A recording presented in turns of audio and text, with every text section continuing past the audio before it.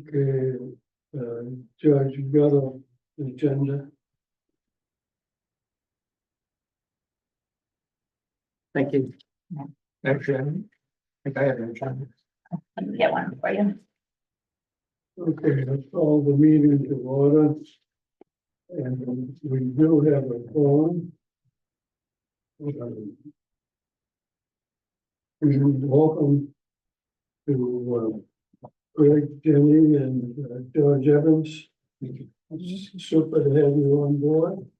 And I think we're gonna have a fairly exciting time over this year. I think it's gonna be different than business as usual. Climate change is one thing, but just the stuff that we're going to be able to start looking ahead in terms of doing things perhaps differently than they've been done in the past. So let's see. Anybody, if you ever have any questions, you feel free to call anytime. And if there's anything that you'd like to see on the agenda, let me know. We'll make sure that that takes place. Could we have a motion on the minutes of April 18th? I'll make a motion to approve the minutes of April 18th. Second. Any discussion? All in favor? Aye. Number 4, approval minutes of May 20th, the special committee meeting. I'll make that motion to approve the minutes of May 20th. Second. Discussion. All in favor? Aye. All right. The reason, the purpose of the harbor committee, I think sometimes things will come before us that probably we're not the group to deal with it. I want to make sure people feel free to come with anything that they think that we should be dealing with. And then we can decide whether or not that's a good idea or not. But that's why that's on the agenda. It's a fairly broad perspective. And there are things that have been added, just the field of agriculture, which we didn't have just a very few years ago. Now, that is a topic, and the harbor master and the deputy harbor master have to become familiar with what people are asking for and whether or not that's going to interfere with navigation. So it's a matter of, it isn't clear cut, except that the Department of Marine Resources is in charge of agriculture in the state of Maine, not other states, but in the state of Maine it is. So we don't have much input to it, but if somebody wants to put a farm where you have a boat moored, they can't do that. But the harbor master, deputy harbor master, has to weigh in on that and say, no, it's not automatic. And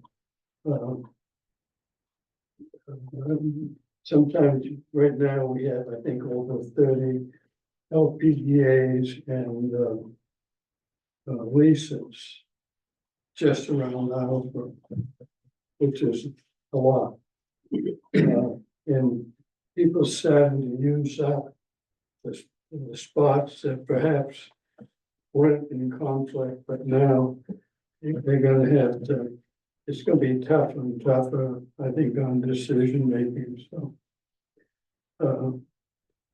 When somebody asks for a 20-year lease, I don't know, I can't think 20 years down the road what's gonna happen on Islesboro. But a 20-year lease is the top side of what they can get. And they just deal with the Department of Marine Resources, not the town, not the harbor committee. So I just raise that as another issue, and I'm sure there'll be more. If we live in Searsport, you have to be concerned about offshore windmills, because they're gonna, it's a very controversial issue we don't have to deal with, but harbor masters are all up and down the state, going to deal with it. All right, anyone wishing to address the harbor committee? I guess not. Yes, Okay. Steve Miller raised his hand. Go ahead, Steve. Thank you. There is a float on the shoreline just west of Big Tree Beach. And I was wondering whether anybody on the Harbor Committee knows who owns that float. Yeah, I can address that. Yeah, you're talking about the one on the property there up on the marsh, that's kind of half on, half off, Steve, No, in No. Crow Cove? that's a different problem for us. But what I I'm have called him and talked to him a couple times yeah, on but that's not what I'm asking about. I'm asking about Seal Harbor.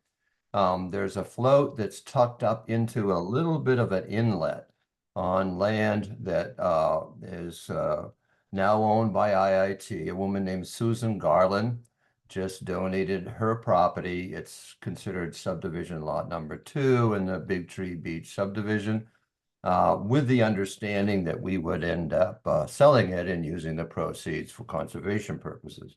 So we are now landowners there for a little while anyway, and want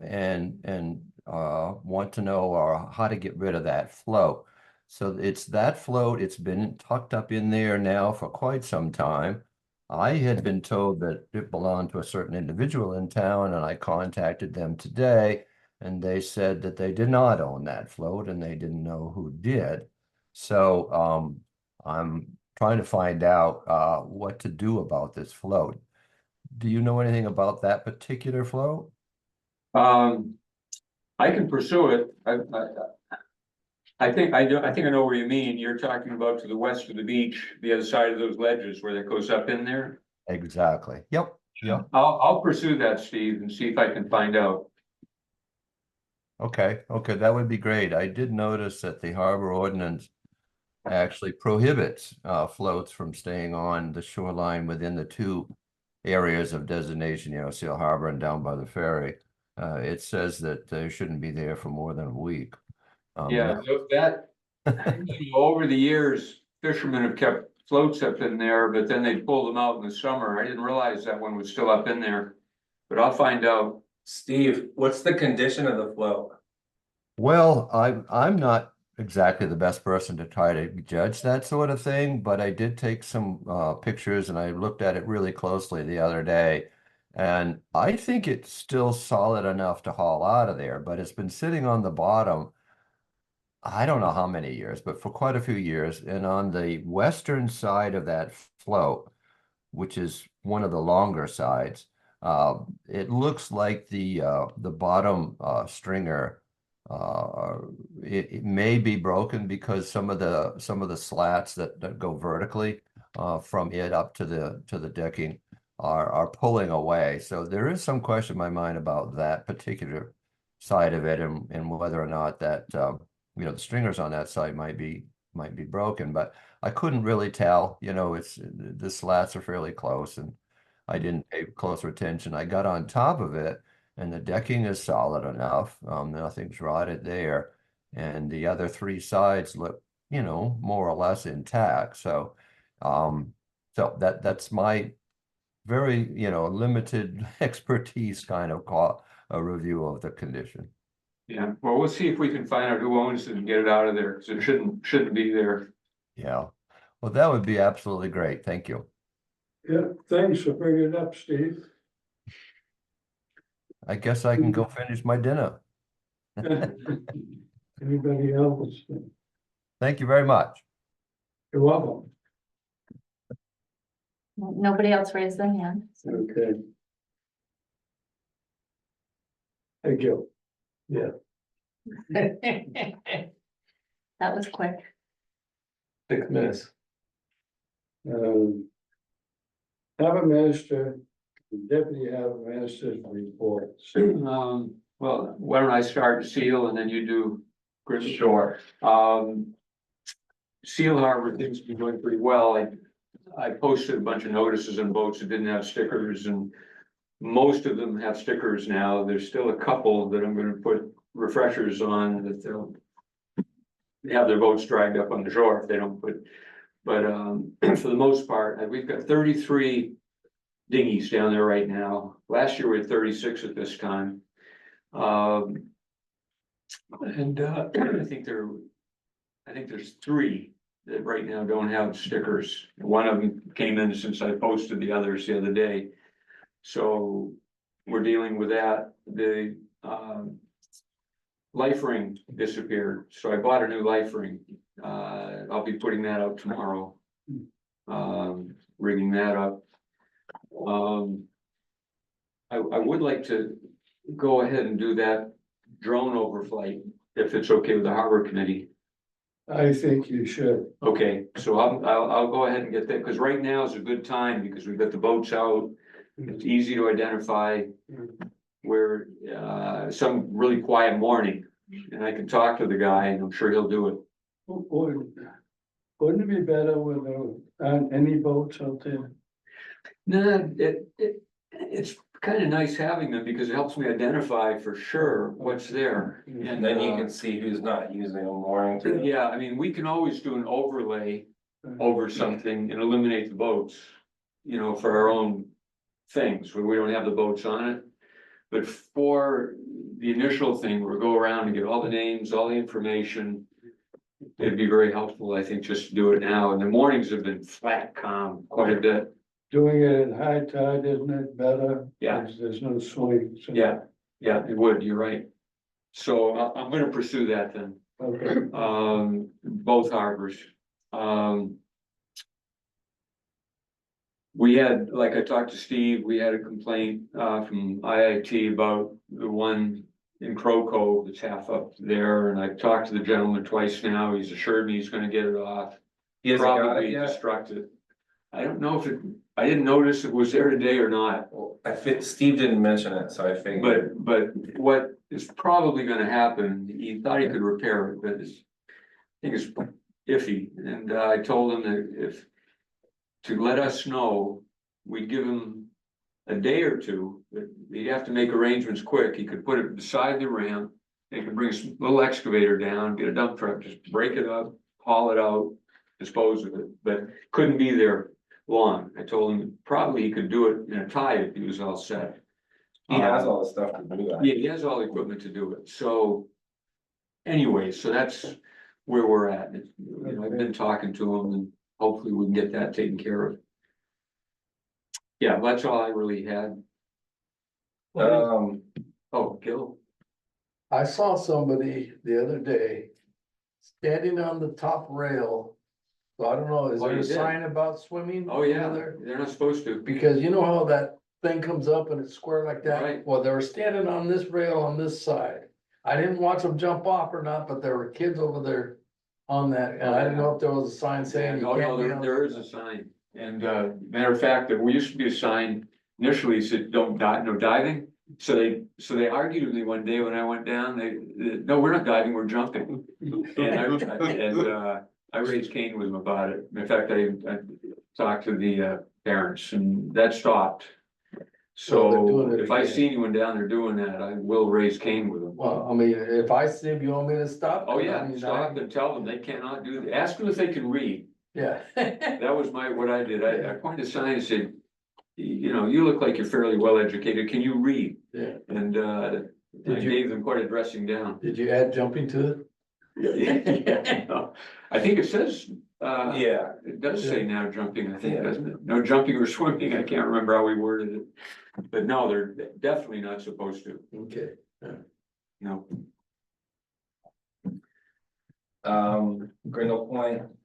We had somebody tied up. On the 2 hour limit for like a week, broken down. Found that person, made arrangements, helped them move their boat. So took care of that. Still have 6 dinghies without stickers. Been nudging people as I see them. Lately, the fishermen have been tying up too much, so I made a flyer reminding them about the 2 hour limit. Somebody else has left their bait there. I just talked to him before we came in. Supposedly he'll be dealing with that. Primarily down there is I was asked by the town to get bids to repair the wharf, which I was able to get 1 bid.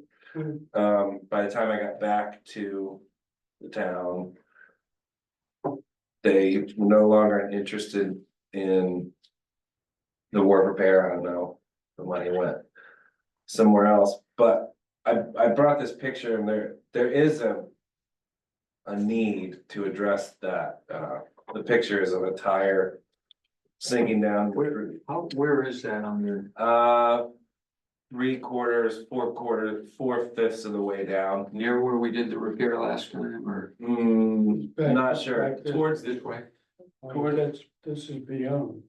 so from the end, if you come 1 to 2 truck lengths back, it's on the west side towards the ferry. I don't think it's a major problem right now, but I do think we should address it. And then I don't know if I should be thinking about personally replacing the beams in the fall. I mean, that's not something I'm interested in doing really, but I don't know what. This is the side ones you're talking, or the where you showed. There's 3 to 5 rotten deck beams, Oh, okay. and that's the picture I brought, and someone's truck is gonna eventually go through that. Last time? Was it PYY ended up doing it? Right. I think, wasn't it? Yeah, underneath there. It's heavily big steel beams, fairly close, so nothing's gonna go plummeting through the whole thing. No, I don't think someone's gonna plummet through the hole, I just think their truck's gonna fall into You're right. the axle, Yeah, and it's just gonna be, oh yeah, it's a problem. I just think we should replace it before that occurs. Well, this is at least the second one. So it's Yeah. maybe 3. I think we need to have the pier inspected. Because we're going to have to do something there anyway. To replace the whole thing. It's better to have somebody look at it, Yeah. the structural engineer, Yeah, you're right, yeah. and make that judgment, and then you folks can decide how you want to do that. I think we're just lucky that we're gonna go through it. And Storms, you mean? no, I mean, in terms of the. Areas, Oh, yeah, no, I mean, I think overall, it's worth rebuilding and it's in fair condition.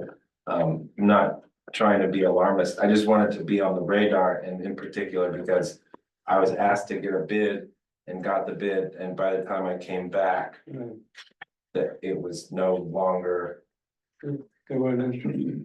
uh, Yeah, well, probably within the next year or two, we're gonna do some pretty major repairs down there. I think so, but at the same time, I think we've got to look at that dock. like, maybe it ought to be a different configuration. Remember, we've had, there was a thought about, putting a float in between Right, the fair. well, that's Yeah. what that's what we planned when we built that Right. section on there, is that eventually someday we could put another incline, so we put that abutment out. But that, you know, that was in what, the nineties, when we. How come that never happened? There was no money in need at the time, but we were trying to plan ahead, so when we did the grant. The idea was that we were making a provision for future expansion Yeah, for another float. um, Cause it That was would pretty be a easy to do at the time. yeah, and it would be simple to. I would think acquire a float and an incline. To have more. Be. At least one more spot, or maybe two more spots. What we had initially had envisioned at that time. Was a long, fairly long, not real wide float that would just go along the side down in there, and you'd have room for a couple of boats to come in there, loading and unloading. It's a little vulnerable on a hard westerly, you know, from the Sure. side, Yeah. but for the most part. Most of the time it would be fine. In winter time, you'd probably take it out, Yeah, not keep it in place like we do the others. But it was gonna be, as the traffic increased, it would be pretty Well, nice. The ferry is creates another problem, because we have to be 100 feet from the ferry terminal. Oh, That's well, why. from the, from the pen, From Lincolnville, they made, Mike move his bait, remember it was up against the. Up against the, I was on Very the outside of the terrible. pen. Yeah, oh, yeah. well, maybe we should look into that, just see if it's, yeah, we can, cause if it's attached to the wharf. I mean, if it's like a. I don't know if it would be considered, if you'd call it grandfather, but yeah, I don't know. it's not just like a free. Floating. Float like Mike's, it would be attached to the Right, granite yeah, with chain. well, I think that's something that I'll talk to, I'll talk to Rod. And see who we need to talk to at the. Rockland office, so. And the other thing with this repair, if we go through certain steps, we may be eligible for certain, I forget the name of the grant, Right, but there is money if we improve in some way the resilience, right of the structure, and that could even just mean taking extra fasteners. I mean, it doesn't have to reinvent the wheel. how many spaces do you have down there when everybody gets in? Are you overloaded? No, and I just put up a flyer and I'm a brightly colored flyer, and I'm also. Sending the message that they need to not continue to do that, but I also understand it's kind of. Not the height of the season, they are getting going fishing, some of them are doing aquaculture, you know, I try to. I don't know. Okay, I got you. But yeah, but there are six spaces and sometimes. Well, like last night, there were like 5 boats on there. And it's like, yeah. okay, guys. Not everybody is handicapped. Have you guys talked to the fishermen yet about? No, Okay. I've talked to some individual ones, but, I think probably pretty soon we'll jump on that about this winter, no floats. I mean, they come in for a day and load or unload the floats, so then they go out, they can't stay there. What we're talking about is the problem that we had last winter with the southerly. Driving everything in, and we had a very bad. Building and float inside to begin with, and once it broke apart. everybody else got pushed in. and- Yeah, every single float that was there got damaged. It just makes no sense to keep a float there. Yeah. No matter. Okay, I have a few questions. go ahead. You took this picture today, Dylan? No, When did you take it? 2 weeks ago. And was the truck loaded with anything? No, It's just an empty truck. there was a person in the truck. I went down there a couple of days ago and frankly, I think the condition of the appearance and the condition of the wharf down there is not satisfactory. The guys who are doing the pogey fishing had spread salt all over the end, so people coming up from the floats would have to walk through a mess of salt, and there were 2 bait barrels. And there's piles of other stuff down there. But it's not that I object to the fishermen using it, it's just that they're really pretty sloppy. So I'm wondering what can be done about that? Well, based on your complaint here, I can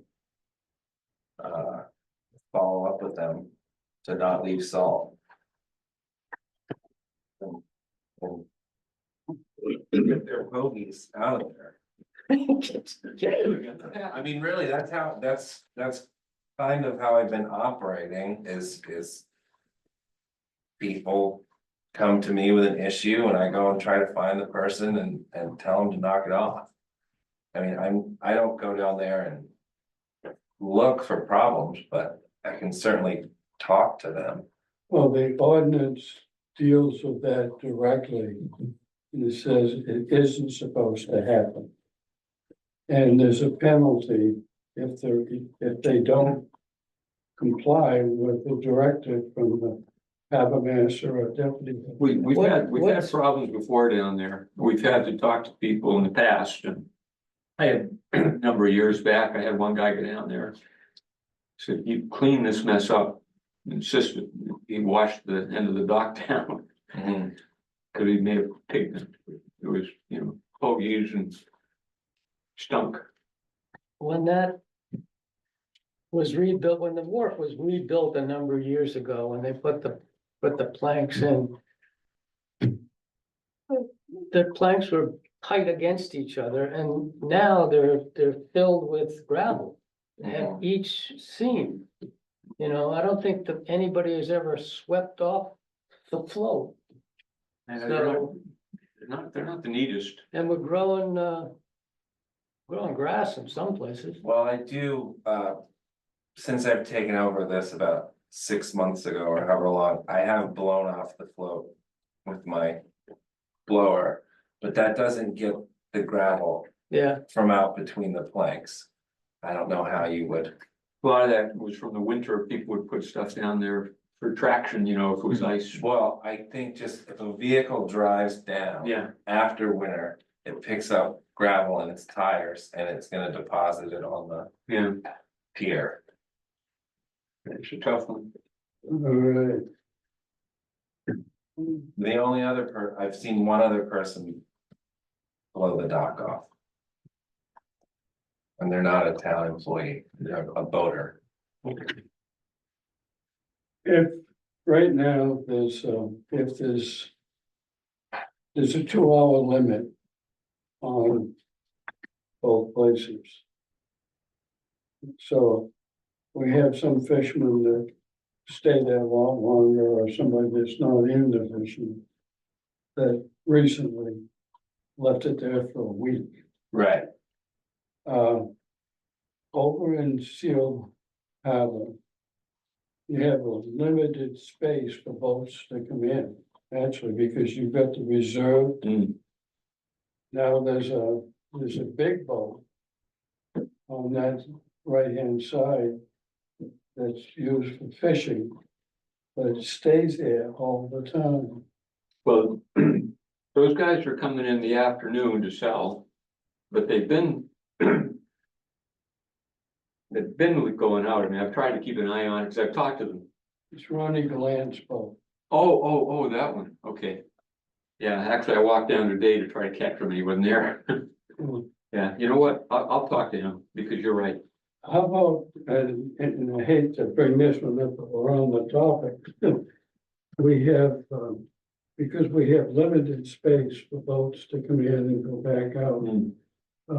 Remember, there was a guy stopped from, over from, the outer islands. He had a Oh, big Seal. boat, and he said he tried to get a hold of you, they had the wrong number. But, but he was trying to say, can I stay another hour? Before, they'd been there for an hour. Oh, this was the guy from Seal Island? No, this is a guy who had a big power boat. It said Billings. So I imagine. Oh, okay, Anyway, he was trying to get a hold of somebody so that he could stay for another hour. I said, you can stay for another hour. Sure. It's a 2-hour limit. But there is, some people come in and some people are running businesses right off the door. And they have an advertisement on Facebook that we're gonna be there and sell lobsters. Hmm. And they stay there the whole afternoon. Well, they've been coming in lately for pretty brief times, I mean, it's pretty popular, to be honest, a lot of people Oh, use it. sure it is.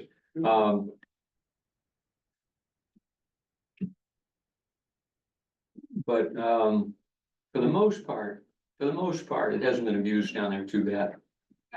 I don't agree with that. I mean, I don't find a problem with them coming in to do that. I don't, as long as they're Well, playing by no, the but rules. there still is a 2-hour limit. Yeah, And, but advertising when you already have a Yeah. ordinance against it. yeah. No. Yeah, well, if they stay within less than 2 hours, I mean, usually there should be way less than 2 hours, Okay, but,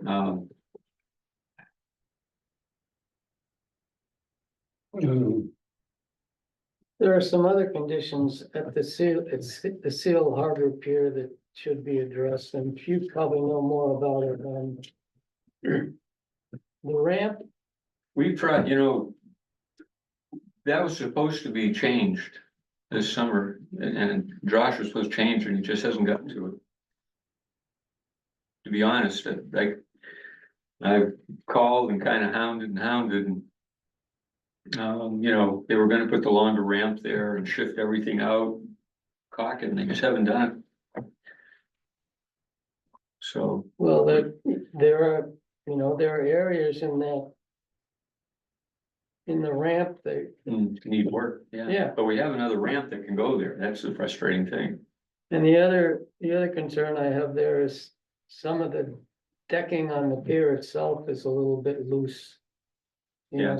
Some of the 2x6. Yeah, on the walkway, Yeah, yeah, I know last year I put a bunch of fastenings in there. let Let me check that, George, because I could even go out, and just pop some in there, I could too. yeah, I've got some. well, that, when you go down the ramp, that first little thing.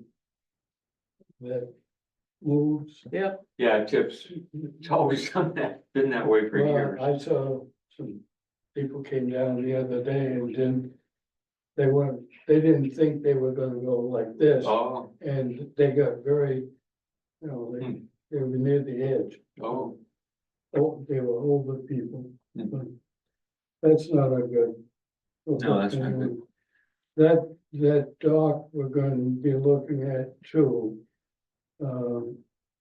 We may have to do some more metal work underneath. yeah. Um, Yeah, within the next couple of years, we will, for Yeah. sure, yeah. We put new outer legs on the bottoms, 2 years ago, I Yeah.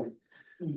But eventually, we're gonna have to put the big beams and replace them. But anyway, So the electrical service down at Brindle Point. Yes, let's just say we're gonna have another storm, we're gonna have more storms. And they're gonna be more severe than they have been in the past. But the fact that you're gonna have more frequent severe storms is enough to wonder, what can we do? So we put things above, if logs come in and break stuff off underneath, perhaps we ought to think about. Yeah, that's what we tried to do. We tried to run it on the outside. In a flexible non-metallic conduit, which is still rigid, but it'll have some give. So if it gets punched by a log, it'll bend, but it won't crack apart like the PVC will. Has better UV resistance than PVC pipe, so. Yeah, but how high do you want the receptacles? And how high should we have the pier? That's really the question. There's sort of Band-Aid fixes that we can do, but as long as the water keeps going up past the rails, we can put receptacles on 10-foot posts, but that's not gonna serve anybody. Yeah, Well, we know everything should be built higher than it was in the past. So like, if we're talking about doing something with the dock, we ought to talk about doing the whole thing. yeah, the dock at the ferry. Was substantially higher than the high tide. I mean, there were waves, I think, came in, but there was that one piece of driftwood that caught. That conduit that was kind of hanging down, was it?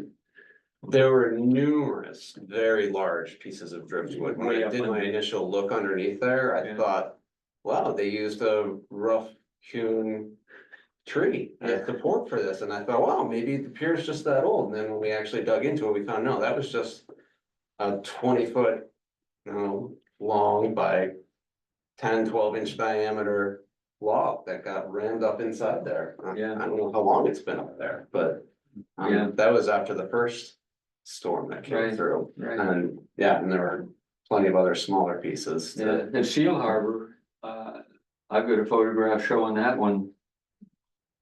You get your feet wet walking out on it, and there was no wave action, on that side, it was just, that was that high. The planks were in the water. That's how high the tide was. Well, we know we're going to have at least what we got last winter. So the question is, what is our system for notifying people when we have a major storm that's imminent, is broadcast all over the news weather? What do we do? What's our procedure? Yeah, well, I think. My perspective, a lot depends on what time of year. But like, the fall ones that came in. There weren't that many boats in the water still, the commercial guys, we Yeah, had, no, my question has to do with what is the system that people get notified? How do you get notified? How do you get notified? Well, we're all watching the we weather. watch the weather very Yeah. close. NOAA and, What connection is there with Fred? we had meetings with, if there was an emergency coming, we had actually Fred called a meeting. We all got together about planning how we were gonna handle things. He was pretty good about that. Fred's always good about it. Yeah, no, he called emergency meeting that, and we, Storm preparedness meeting, huh? storm preparedness. Storm preparedness meeting that we attended and to talk about, because we weren't gonna be able to get up to beyond the Narrows, for example. Okay, so does that happen before every storm? Before every major Yeah, storm, yeah, Fred calls a okay. meeting. Yeah, Okay, yeah, Fred's been very good at that. Well, oh, I know, he's super. Yeah. But, and Just- then, but we had this incident, that took place on 700-acre island. oh yeah, that was a And bad he bollocks. don't know anything about it, so. But Well, what happened after that meeting, or that whole thing, is I contacted the Coast Guard in Rockland, spoke with the head there, made sure the next time we're notified, Fred is notified. I met personally with the Waldo County emergency over there. I drove over, met with them, went to their dispatch office, gave them all the numbers that they should be contacting, that we needed to be contacted and kept in the loop. And so both ends of those I actually met with. So. Hopefully nothing like that will happen. Right. I don't know if you know what I'm talking. Yeah, I know. what you're Yeah. talking You know, about, yeah. John? Yeah, I was actually pretty angry about it because I had people calling me and I didn't know what to tell them. If somebody's having a health crisis, Fred can't tell us anything. Cause it's protected by HIPAA, Right, and it's a very. I don't know if you'd call it paradoxical. Yeah. Thing to have somebody. Protected by HIPAA or being. The line between a mental breakdown and a mass casualty event is very thin. Yeah, as soon as they're a danger to the public at large, he can, then we can know, we would know as public Well, officials. nobody told us. Yeah, but we would know, like, when I talked to them over there, they admitted it was a mistake that we had not been notified. There were numerous mistakes made that day. There were a lot of them. But the Coast Guard, and the Waldo County Dispatch, both were in error. And hopefully it's been corrected. How did the Coast Guard come into play? They were the ones that actually, they were called. By whom? 700 Acre Island, apparently, or it was probably Waldo The County sheriff, thought Dispatch. the sheriffs called them, Yeah, they called them because they're the ones that picked up the guy in the boat, was the Coast Guard. but the sheriffs need to get out there. Oh, And so didn't they call, isn't that why they called the Coast Yeah, Guard? but I think, didn't he ended up going, I think they ended up going out in a private boat from over there. Or from the crew boat. They were, at least people in 700 Acre Island, the boatyard was smart. I mean, they did They the right were- thing. Those people are Otherwise, heroes. it would have been a bad situation. Yeah, yeah, from everything that I've heard, and read. They made some very good decisions. Yeah. The guy that's running the back on the boat. He was very good. Yeah, Did a super job. he did a good job. Uh, But the communications broke down on the other ends with the people that shouldn't have had a breakdown. Okay, well, I just don't want to belabor it, but Yeah, no, it's a good point though. But hopefully we've rectified that. Can I add to that? Your question was about how to notify people. Right, I can always send out a constant contact email if that's an option. If that's something that would help, I like can- in preparation for a storm, if you wanted to notify boat owners for whatever reason. Send something to me and I can put out a notice for the town Great idea. for constant contact. I mean, if I guarantee you, if there's a hurricane coming, looks like it's coming up the coast. I'm gonna be on the phone to everybody, trying to alert people. I mean, I think both of us would. well, that's kind of the thing about this. Boaters are all watching the weather, Yeah. fishermen are all very concerned, people with waterfront property, like the. I don't wanna say we shouldn't have this contingency, but. Your phone beeps with the NOAA weather emergency radio and we've all been watching the thing. Come up the coast or whatever, so. I mean, maybe we should implement some plans of what to do, but as far as getting the word out that there's a storm coming, that's. we don't have any flags. No, but we used to do that when I used to be in the Coast Guard, Right. you hoist it. But nowadays, this thing right here is alerting, NOAA weather, you've got Weather Underground. You're pretty much notified. If you hoisted hurricane flags now, most people would look at it and not even know what it was. I've posted high wind warnings and advisories before on the bulletin board. But and I would do that again in the future, but I also feel like. By the time I get down there. The people down there are telling me what's gonna happen, like boaters. Generally pay attention to the weather, I mean, if there's something, an out of season storm when everybody's in the water. Yeah, maybe, but even when, The storm that we had on last December, the 23rd, well, the one in December was, I think it was the 18th. It was, strong sustained winds. That was the biggest problem. I lost like 30 trees because it was out of the east, southeast, and just cut trees right down. And like the storm January 10 and January 13 were, they were out of the south, but you had the strong surge along with it. And that was the most destructive, the one on December 10. December 13 was a higher astronomical high tide, but it didn't have the surge.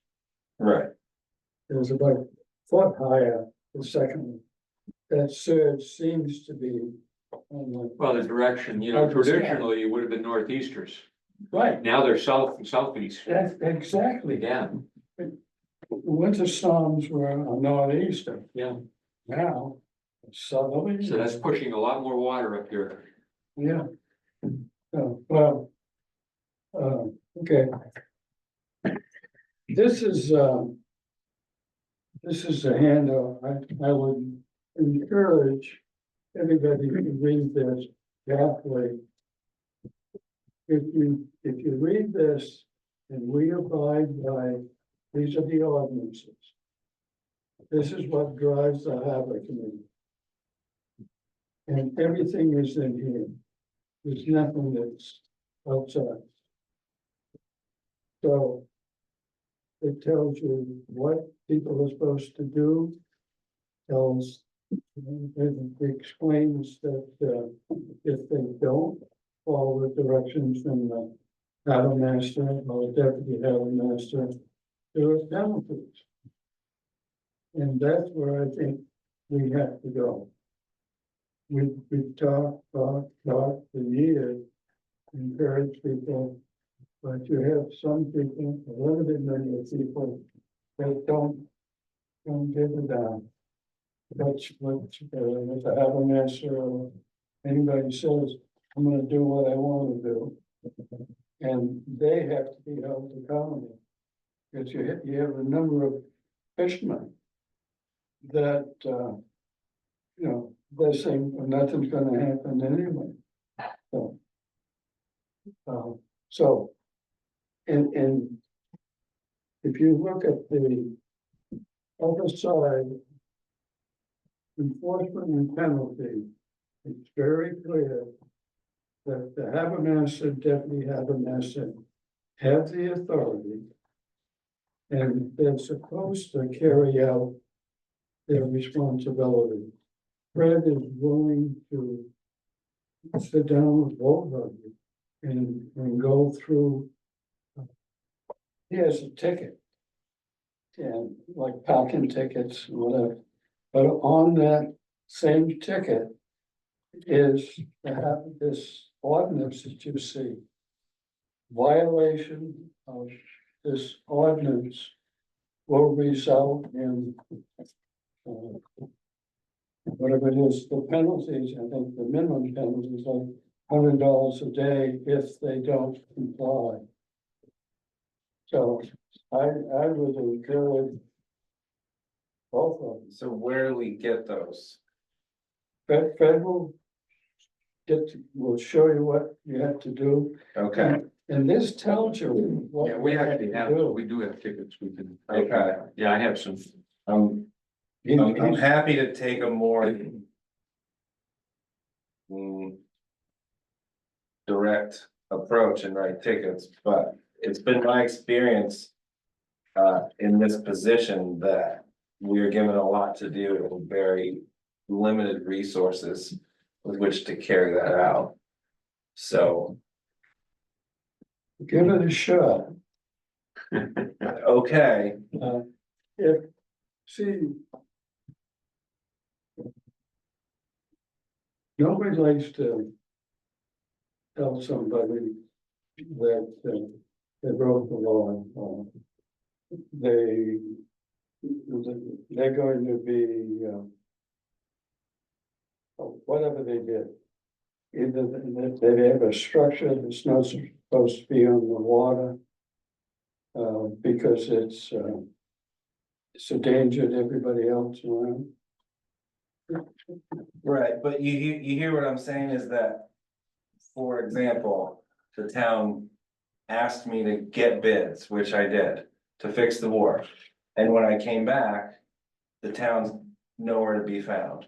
So I don't really feel like I've got the town behind me here. It's just me out there with a bunch of grumpy fishermen who I know and I think I manage them pretty well. But if you want me to write tickets, I'm happy to do so, but I'd like to feel that the town is behind me in this and not just me out there. All right, he's right though, because I know a lot of people have gotten tickets for parking down there and they come in here and they just write it off. Right, So that doesn't make sense. Oh, I see. I mean, we can be firmer with people for sure. right, But, you know, using common sense, but I see what Ken is saying, we can be a little firmer for sure. You know, and I think if we do it within reason, maybe that's the way we should approach it. but yeah, sure, You're only after the people that are consistently violating the town ordinances. There aren't very many people that are consistent. yeah, Yeah, well, I mean, we can talk to the, like, I'll be happy to talk to the boys down there and say, look, you gotta be there less time. I don't mind doing that. But working with Fred, he will help you. If he actually has something on the ticket that relates to the harbor. That's the reason it's on there. right. Yeah. When I came to get the tickets from the town office, I have Post-it notes that I've gotten from the town office. Post-it notes? Yes. So I'm just trying to illustrate I got you. Yeah. that I'm happy, I understand. okay, She needed to have some more printed out. Yeah, we ran out of tickets, okay, so Tina ordered some more. great, I They mean, are, they are there's a coming. balance, because we had a harbor master here for a while, if you. I can't remember if you were in the harbor committee then or not, but became so officious that he caused problems. He actually caused huge dissension in the harbor, and it caused more damage than he wanted to carry a gun. wanted to carry a gun, but I mean, it got to the point where it became very unpleasant. So there's, you know, we've got to use common sense, but I do hear what you're saying, Ken. Well, okay. I think it's important, if you wanna start enforcing the ordinance, that you give people some fair warning before you start giving them tickets. Oh, yeah. This is, I Well, they mean, have warning people have tickets too, been, don't they? people have been hanging out on the float forever, and Yeah. and so, to one day go down there and say, well, I'm sorry, but you're in violation of Right. the ordinance. Here's a ticket. right, and we have repeat offenders, and then we have somebody who's maybe just there for 4 hours, and Yeah. so Alright, you can't just go. You gotta give them all tickets. And so what I've done to notify people is I printed on big neon paper 2 hour maximum and put it up on the bulletin board as a reminder. So now, when I go down there and I do issue them a warning or a ticket, there's a big green sign. So Yeah, I should actually do the same to Seal Harbor probably too. I am doing things in that direction, Yeah. to get people to comply. Yeah. But then is your concern that you're gonna write a ticket and then it's not gonna be, somebody's gonna be able to come to the town and get it wiped away?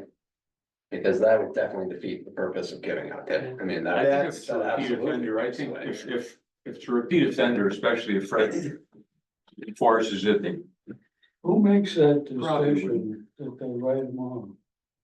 Janet, Yeah, the town manager. Yeah, so that would be one of my concerns. My other concern is that I have vehicles down there, boats down there, and I don't wanna become a target any more than I already am with my possessions. Yeah, You know, I've had vehicles vandalized, boats vandalized, not because of the harbor master position, just because of how the town is. But I don't, I'm not looking to be that guy, but I think I can get people to comply, and I'm happy to write tickets, but when they come in, if they're just gonna yell and have someone be like, oh, sorry, I don't wanna be, then I'm just out there Yeah, it's with defeating the people who are purpose. gonna put bait in my front seat. And, well, And there's. Yeah, there's people that we can talk to for advice, but there's not like. I don't feel real support. In this position. I think that we should use a common sense approach. You know, I was harbor master in the 1970s out here. And I got, back then the ticket office was in the middle of I had my dinghy put on top of the roof of the ticket office, that kind of retaliation for something. So, you know, but I mean, we're gonna use common sense, that's the bottom Well, line. I think we are. I think we can, I yeah. think we do. I think if you've got that posting, for example, that's a good start. Yeah, It gives you. I mean, most of the people down there appreciate that I'm trying to keep the harbor in Right. order. There's a couple of repeat offenders, most of the other guys aren't happy with either. yeah, That's right. and that hurts their commerce. Yeah, so- I mean, Yeah, so I think, you know, we just use common sense and try to push a little harder on it, I think, Sure. see how we do. Yep, Well, I also think that. You should talk to Janet and say, hey, you gonna support us if we're gonna write tickets and take care of the harbors? I'm gonna talk to Janet, that's the first time I heard that, so. Yeah. I will talk to him. Yeah. We talked a little bit ago, and was saying we need to start enforcing stuff. She's written, so. Yeah. happy to. All right. All right, anything else for the meeting? See, when's our next meeting? Scheduling meeting? October 17th. Well, I'll be hunting then. Okay. Oh, Good. Well, I'll be talking to you, Ken, about the drone stuff, too, I'll be in touch, Good. we can And the purpose of the drone flights. work on that before then. The So we purpose, should, we're gonna catalog all the moorings and their locations and who has what's down there. Some of them are not marked properly. I mean, I've been trying to get people to, but we're gonna do the drone shot that I'm gonna take my boat around and get exact GPS coordinates on all the moorings and get an inventory. How big the mooring is, what kind it is, Yeah, will the owners. so that's the bottom line, but we really need to at this point. and this is just Seal Harbor and Grindle Point. Steel and Grindle, yeah, yeah. The other thing is, George, we have, from the ordinances talks about what the mooring field consists of, how many degrees this way, and it's very hard for anybody to know where the beginning is. We know where that rock is, for example, in Seal Harbor, Right, but I don't know, over here. So we do need some graphic artists to, once we get the moorings laid out, to be able to draw that line like 212 degrees here and so forth, put it on paper. So people know they're inside their own zone. Yeah, we have different enforcement, you know, what we can say and not say, if it's inside the line or out, you know, from permission, then. And everybody's inside has to have the mooring inspected every 2 years. Yeah, And so, by one of the boat yards or certified diving. it's improving every year, but there's still, we've had. People pass away, people move away, moorings get lost in the shuffle, we just gotta get this all. Figured better, Shackles let go. yeah, yeah. All right, if there's no more business, do we have a motion to adjourn? I'll make that motion. Second. All in favor? I Thank you very much. fourth meeting.